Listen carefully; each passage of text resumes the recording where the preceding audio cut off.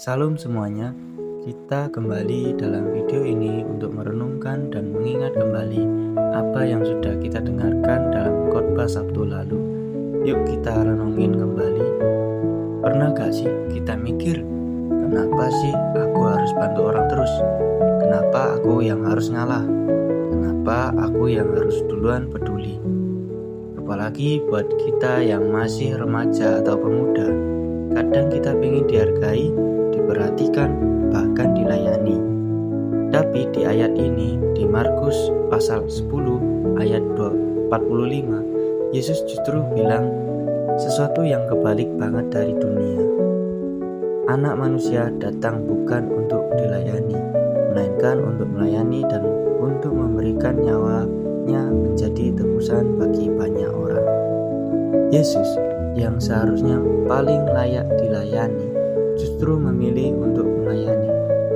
Bayangin, ada seorang raja besar, harusnya dia duduk di singgasana, dilayani, dihormati, tapi tiba-tiba dia turun pakai baju sederhana, lalu mulai bersihin rumah rakyatnya.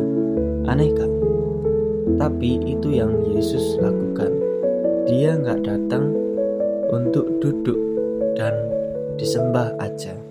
Dia datang untuk melayani, bahkan sampai mati buat manusia. Coba bayangin lebih. Di dalam circle pertemanan, biasanya ada satu orang yang selalu mau ditraktir, selalu minta ditemenin, tapi gak pernah ada buat orang lain. Lama-lama orang capek gak? Nah, seringkali tanpa sadar kita juga begitu sama orang lain, bahkan kadang sama Tuhan. Kita maunya, Tuhan, tolong aku, Tuhan, berkati aku. Tapi jarang tanya, Tuhan, aku bisa melayani siapa hari ini? Poin pentingnya di sini adalah Yesus mengubah cara pandang kita dalam menyikapi hidup. Dunia bilang, kalau mau jadi besar, harus punya posisi, uang, atau kuasa. Tapi Yesus bilang, kalau mau jadi besar, jadilah pelayan.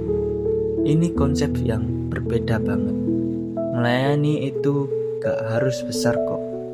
Mulai dari hal kecil, bantu orang tua tanpa disuruh, dengerin teman yang lagi down, gak egois dalam pertemanan, aktif di pelayanan walau gak terlihat. Nah, karena melayani itu bukan soal panggung, tetapi soal hati, soal niat kita. Yesus gak cuma ngajarin, dia kasih contoh. Dia gak cuma bilang kasih itu penting, dia bahkan rela kasih nyawanya buat kita. Yuk kita berdoa. Tuhan, ajari kami untuk tidak hidup egois. Ajari kami untuk punya hati seperti Engkau, hati yang mau melayani. Walaupun kecil, sederhana, biarlah hidup kami jadi berkat buat orang lain. Amin.